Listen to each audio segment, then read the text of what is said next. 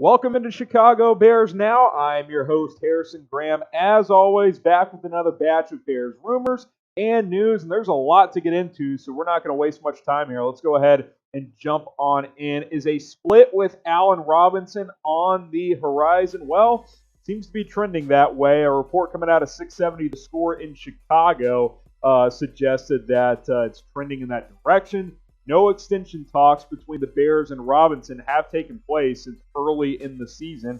And Robinson even said himself he hasn't thought about contract stuff since week 2 or week 3.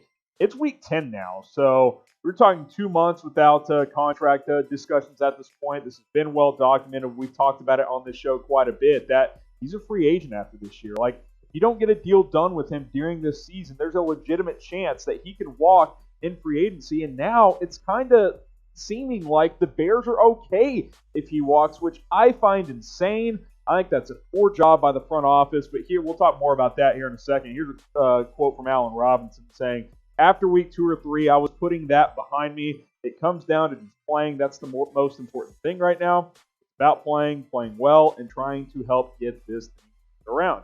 At the end of the day, I'm putting all that behind me.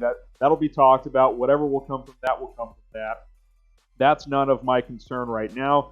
Whatever that road is, when we get there, we get there." I'm going to go on a little bit of a rant in just a second, but first, like this video if you want to extend Allen Robinson. It's not too late, Ryan Pace, to do the right thing. If you're in charge and you want to extend AR, give us a thumbs up on this video. If I don't see at least 500, hell, 1,000 likes on this show, I don't know what you guys are watching, because I want Allen Robinson here for a very, very long time. And let me just talk about this a little bit more, because this is infuriating.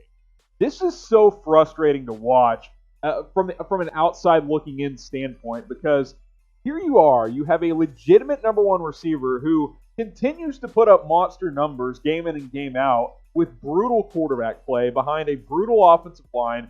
Not a great offensive game plan week in and week out. And all the guy does is produce, and you're just going to let him go. Like, sure, I guess you could franchise tag him, but why would you not want to keep this guy around for the long haul? He is on pace. You look at the numbers here, to have 1,300 plus yards, over 100 catches. Like, Allen Robinson is a top 10 receiver in the National Football League, and on a good offense, he might be considered top 5. He is that good. And what are you going to do? Look, I love Darnell Mooney. His emergence as a rookie has been great. He's not a number 1 receiver. He probably never will be.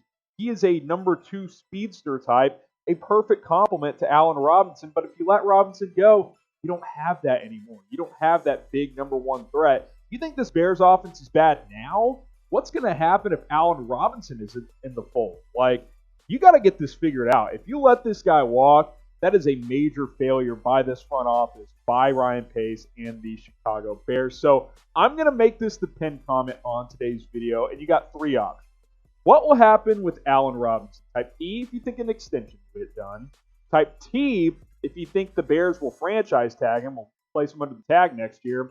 Type W if you think they're just going to let him walk. Let him walk in free agency. I still can't imagine that third option would happen, but looking like it's possible, and that would be very, very frustrating. That's the pinned comment, E, T, or W. Get your votes in right now. All right, let's talk about Takk McKinley. He was officially released by the Falcons on Tuesday. The waiver claim period passes at 4 o'clock Eastern today. Should the Bears take a flyer on him? I don't think this is very likely. I didn't want to talk about it, though. I also don't think it's very likely because it's looking like some teams are going to put out a waiver claim for him. A lot of times you see guys get released late in the season like this. Teams won't put a claim out for him, but first-round pick a few years ago, has some talent, had only played in 4 games this year, but there's some chatter the Raiders may put a claim out for him, the Rams, a couple of other teams as well. I don't expect the Bears put a claim out for him, but if he became a free agent, if no one did claim him, I would have some interest. There's some talent there. Now, obviously, the way he handled things, tweeting that the Falcons turned down trade offers and that he wanted out and all that stuff, he didn't handle that super well, but let's face it, we'll talk about Robert Quinn in a sec. Quinn has not been effective as a secondary pass rusher opposite of Khalil Mack. Mack and Akeem Hicks have been great, but outside of that, this pass rush has been pretty limited at times, and taking a chance on Takk McKinley could make some sense. Don't think it's super likely, but I did want to talk about it on today's show since the waiver period passes at 4 o'clock Eastern this afternoon. Should the Bears sign Takk? Let's just make it if he clears waivers. Type S for sign, type P for pass. Let me know what you guys think down in the comments. Let me know, should they sign him if he becomes a agent? While you're pondering that, while you're getting your votes in, get subscribed to us here at Chicago Bears Now. Let's get to 17,000 subs as soon as possible. Just crossed 16,200 this morning. Appreciate that. A lot of you guys watched yesterday's video. Appreciate you guys supporting the channel, supporting the show. Easiest way you can do that is to subscribe. It's free. We post videos almost every day covering the latest Bears news and rumors and other specific shows as well. So subscribe. We'll do a mock draft during the Bears bye week, so be on the lookout for that next week or the week after that before the Bears game in week 12. So draft coverage will increase as well. So subscribe. We have coverage all year long, not just during the NFL season. Speaking of Robert Quinn, my goodness. Talking about one of the worst free agency signings so far, right? Bleacher Report did an article of every team's worst contract, and Robert Quinn was the name that came up for the Bears, and no surprise, right? 5 years, $70 million, and he's produced, look at me on screen when I say this, one sack. One sack this year.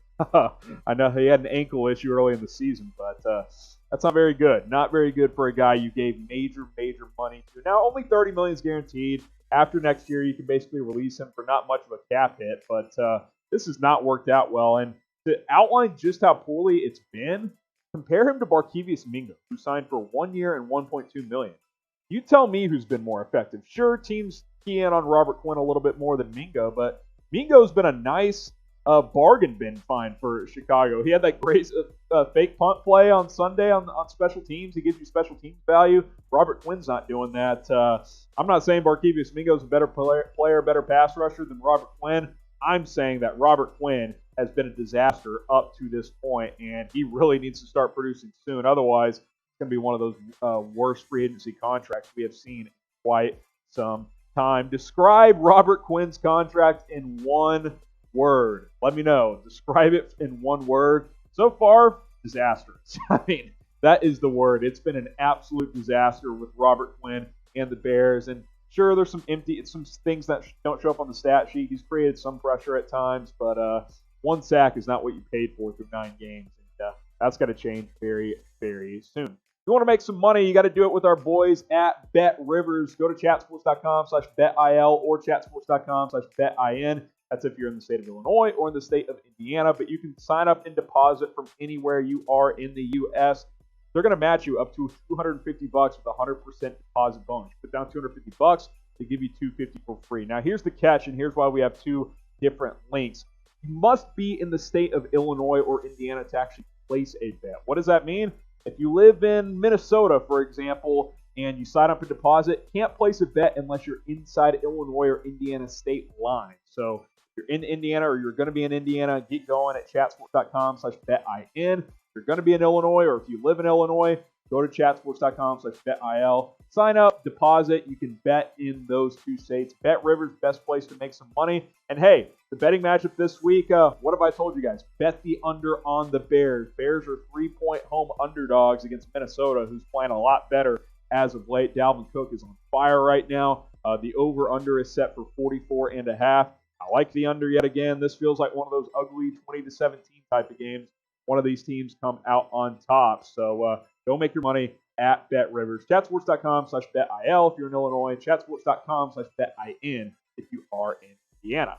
And speaking of Monday Night Football, is this a must-win? I think it is. If you're trying to do anything in 2020, which I still think you are, you're 5-4, you're half game out of a playoff spot as of now. You got to win on Monday. You can't go into the bye week at 5-5, having lost 4 games in a row. That just can't happen. I thought you needed to go 2-2 in this stretch. You at least need to salvage 1-3. Got to beat the Vikings. You lost 3 in a row.